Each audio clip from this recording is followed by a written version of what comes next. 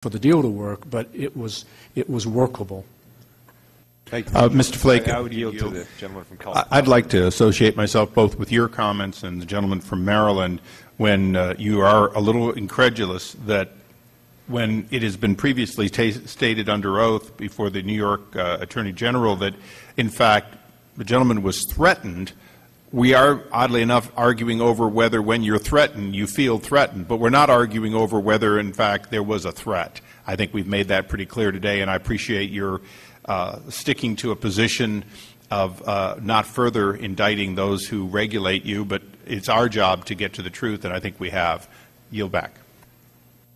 Thank you very much. I now yield to the gentleman from Massachusetts, Mr. Lynch. Thank you, Mr. Towns. I want to thank Chairman Kucinich as well, along with Ranking Member Issa and Ranking Member Jordan. Thank you as well, Mr. Lewis, for coming before the committee. Let me just go back to a point that Mr. Cummings and also Mr. Kucinich raised a little earlier. Mr.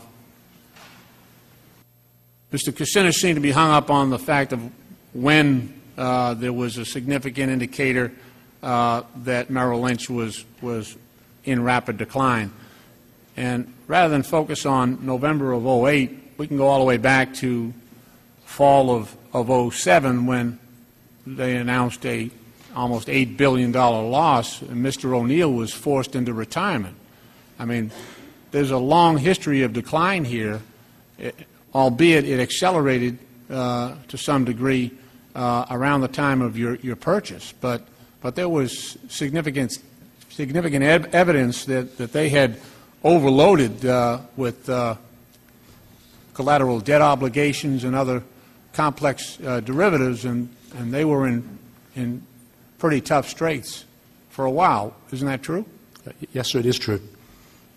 Let me ask you, there's a couple of emails, and unfortunately they're very, very small up there, but let me try to help you. One is from Chairman Bernanke to a selection of the Board of Reserve Governors.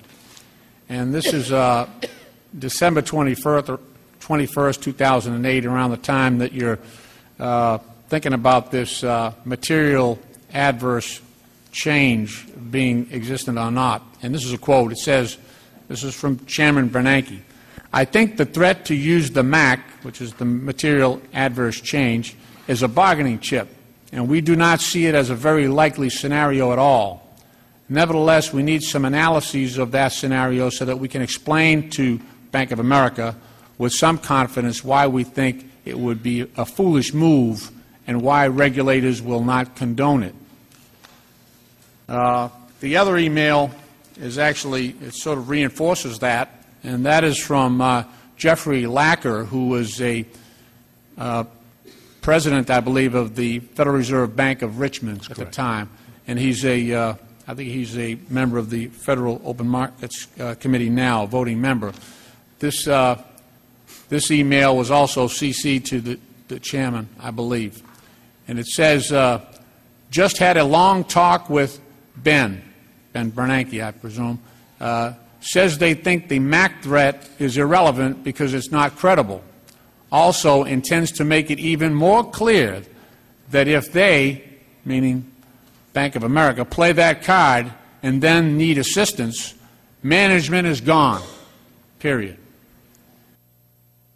And then parenthesis says, "Forgot to tell them that KL," I believe that's you, Ken Lewis, "is near retirement," close parenthesis. So there's a different dynamic going on here. I mean, there is the, remember the context of all this is the sky is falling, as Mr. Cummings said, and tremendous pressure on everyone. And they think you're playing a game. They think you're throwing this thing out as a red herring, and that they think what you're really trying to do, and what some people suggest you might have been doing, is to leverage taxpayer support by falsely putting this MAC out there. The fact that you're going to let this deal crash, walk away, even asserting you don't have to win the MAC, as you said before, you don't have to win it.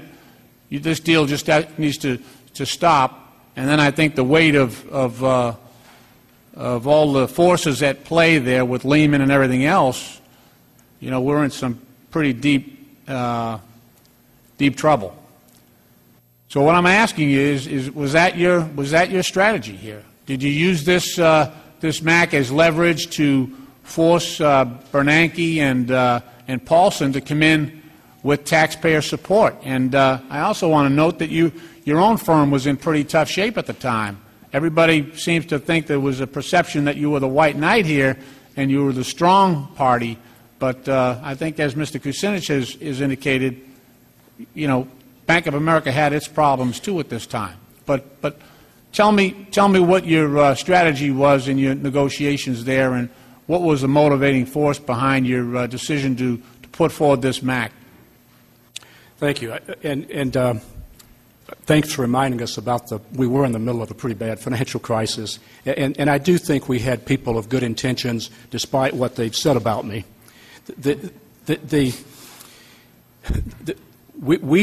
We grew more and more convinced that there was a distinct possibility that we had a MAC as a result of these accelerated losses. And you didn't disclose that to your shareholders, though. But the acceleration really took place about a week after. That's when you saw massive acceleration, not necessarily those days, but as a result of the forecast increasing. And so this was not some wild bluff. We thought we had the real possibility of a MAC. Okay.